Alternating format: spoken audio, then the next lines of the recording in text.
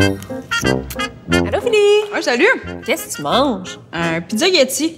En fait, c'est de la pizza puis des pâtes. Je trouve que les deux, c'est bon. OK, puis ça te tentait pas de choisir entre les deux? Je veux dire, ça fait des millénaires qu'on choisit entre les pâtes et la pizza. Moi, quand je mange des pâtes, je mange des pâtes. Puis quand je mange la pizza, je mange la pizza. Je veux dire, on peut pas tout avoir là, dans la vie. À un moment donné, là, Philly, branche-toi. C'est quoi, tu penses que tu peux nous imposer des mots comme ça, là, sans avoir consulté l'Office de la langue française? Après ça, ça va être quoi? Un brocofleur? Un brocoli qui est un petit peu un chou-fleur? Un labradoudon? Tu sais, ton chien, c'est soit un labrador, soit un caniche. Pas les deux. Un opéra rock? Une dramédie?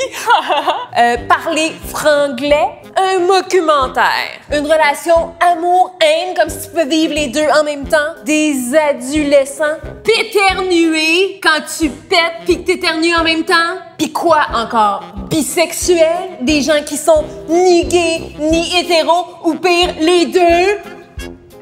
Ça va, Judith? Ça doit pas être facile, là, toi, dans un buffet. Ça va-tu?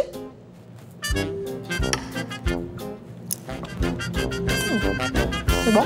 Tu appelles ça du pizza Gotti?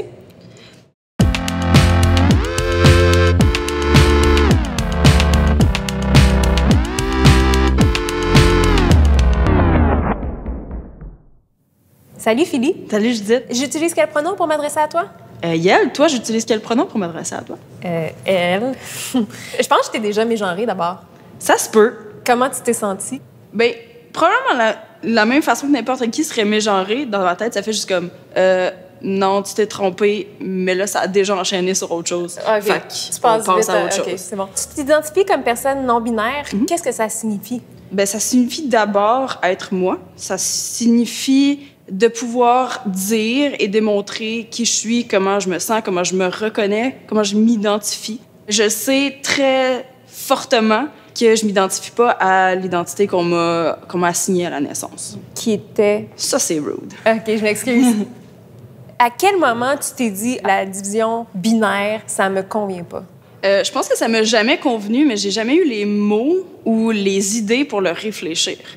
Jusqu'au jour où je suis allée dans une conférence où une personne non-binaire parlait des options de langage neutre de la langue française.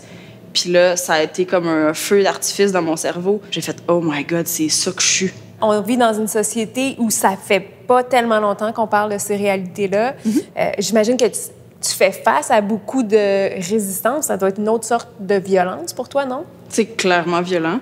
C'est une résistance qui vient de plusieurs choses. D'abord, de la méconnaissance. On est dans une société où ce que tout est genré. Une table, un sofa, je veux dire, un objet, ça n'a pas de genre. Un pizza Gotti. Entre autres. Ça vient être porteur d'une signification. Puis c'est encore plus fort chez les êtres humains où les mots portent un rôle social, portent un sens, portent une norme. Mais c'est beaucoup, beaucoup de temps à expliquer. À argumenter, à défendre, à soutenir. Puis t'es toujours dans la recherche de meilleurs arguments, de meilleurs mots, de meilleures métaphores pour illustrer la portée des propos. Mais je pense qu'il y a beaucoup de craintes de la part des gens qui connaissent pas ça de se tromper. Est-ce que tu comprends cette réticence-là? Mais bien sûr. Ouais, OK. J'ai passé toute ma vie à me tromper à propos de moi-même. Il n'y a pas personne qui est non-binaire qui ne comprend pas la position de ne pas savoir. Ça fait pas longtemps qu'on entend parler des enjeux de non-binarité. On a vu récemment dans les médias des vidéos virales de personnes non-binaires qui s'offusquent assez fermement de se faire mégenrer. Puis je pense que monsieur, madame, tout le monde qui connaît pas encore ça a peur de cette susceptibilité-là. Qu'est-ce que tu réponds à ça?